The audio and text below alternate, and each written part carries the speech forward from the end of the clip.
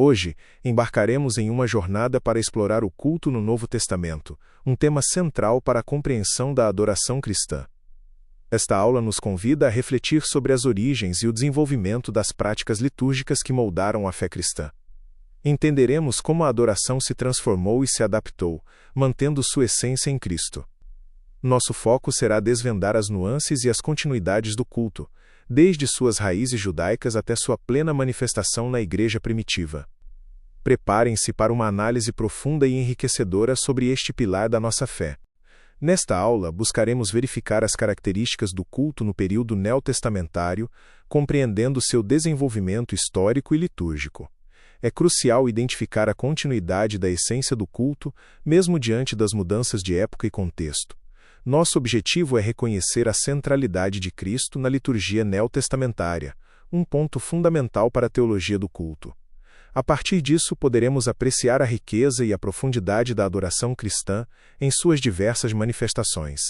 Nosso devocional de hoje nos transporta para a vida da Igreja primitiva, revelando a intensidade e a simplicidade de sua adoração. Atos 2, versos 46 e 47 nos mostra que a adoração não era um evento isolado, mas um estilo de vida diário e integral. O louvor ao Senhor permeava cada aspecto da existência dos primeiros cristãos, manifestando-se na comunhão e no estudo das Escrituras. Essa passagem nos convida a refletir sobre a profundidade da fé e a alegria genuína que caracterizavam a adoração naqueles dias.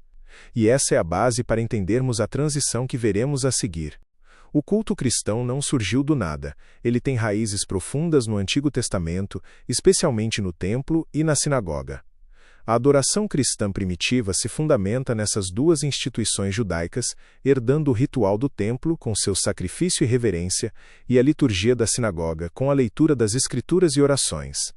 A transição para o culto cristão foi gradual, mantendo a essência da adoração enquanto as formas se adaptavam à nova realidade em Cristo. Essa herança é vital para compreendermos a evolução do culto. E isso nos leva a analisar o papel específico dessas instituições. Os primeiros cristãos, inicialmente, continuaram a frequentar o templo para louvor e oração, como vemos em Lucas 24, verso 53, e Atos 2, verso 46.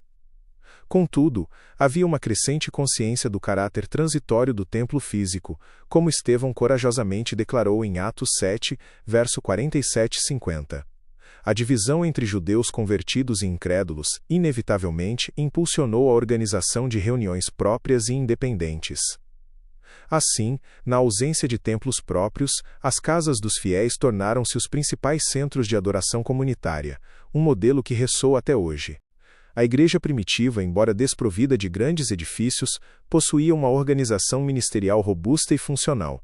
Essa estrutura era essencial para sua sobrevivência e expansão, como vemos em Atos 2 e 22 da tarde.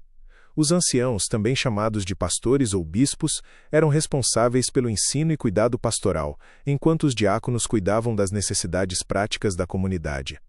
Essa organização, que em parte ecoava o modelo das sinagogas, demonstrava um foco claro na vida comunitária e na preservação da sã doutrina.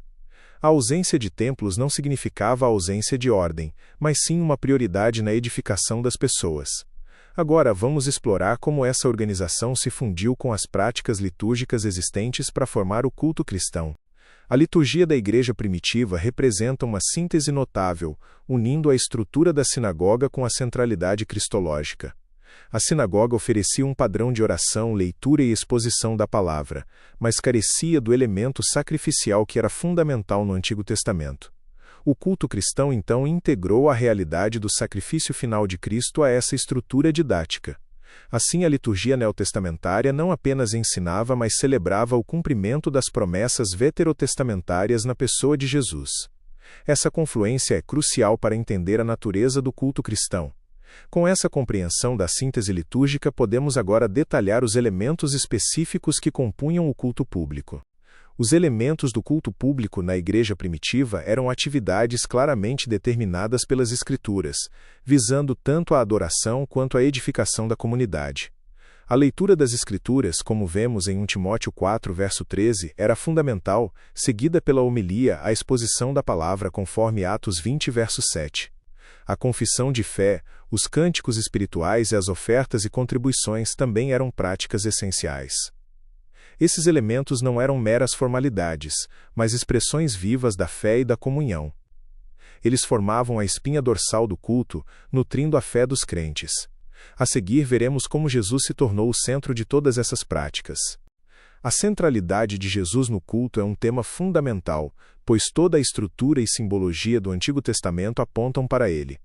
Cada elemento do tabernáculo e do templo, como o altar das ofertas, a bacia e o candelabro, não eram meros objetos, mas prefigurações da obra redentora de Cristo. O altar das ofertas, por exemplo, antecipava o sacrifício perfeito de Jesus na cruz, que nos reconciliou com Deus. A bacia utilizada para a purificação simbolizava a pureza de Cristo e a purificação que ele oferece ao seu povo.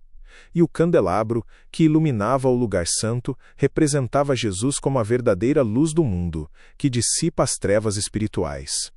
A Arca da Aliança no Santo dos Santos era a manifestação da presença de Deus entre o seu povo, e em Cristo temos o Emanuel, Deus conosco. Assim, compreendemos que o culto do Antigo Testamento era uma sombra, e a realidade plena se encontra em Jesus Cristo. Isso nos leva a refletir sobre como Cristo é o cumprimento de todas as promessas e rituais, e como ele se torna o centro de nossa adoração hoje. Continuando nossa reflexão sobre a centralidade de Jesus, percebemos que ele não é apenas o objeto do culto, mas também o sacrifício e o sacerdote por excelência. A obra consumada de Cristo na cruz significa que ele é o Cordeiro de Deus, o sacrifício final e perfeito que tira o pecado do mundo. Isso implica que os sacrifícios de animais tão presentes no Antigo Testamento não são mais necessários, pois Jesus ofereceu a si mesmo de uma vez por todas. Além disso, Jesus é o nosso sumo sacerdote perfeito, que intercede continuamente por nós diante do Pai, garantindo nosso acesso direto à graça divina. Essa realidade estabelece o sacerdócio universal dos crentes, onde cada um de nós em Cristo tem livre acesso ao trono da graça e pode servir ao Senhor em comunidade. Portanto, a liturgia cristã não busca aplacar a ira de Deus, mas celebrar a reconciliação que já foi efetuada por Jesus. Isso nos prepara para a conclusão, que reitera a permanência da essência do culto. Chegamos à conclusão de nossa aula, e o ponto crucial é que, apesar das mudanças nas formas e rituais ao longo das eras, a essência do culto permanece inalterada. Essa essência se manifesta na adoração ao Deus triuno, que é o propósito final de toda a liturgia bíblica. A centralidade das Escrituras é outro pilar, pois a palavra de Deus é o fundamento de nossa fé e prática.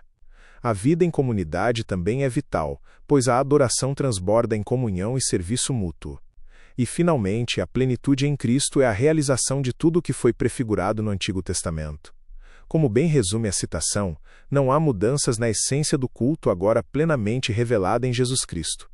Isso nos convida a uma adoração que é ao mesmo tempo antiga em sua essência e nova em sua manifestação em Cristo.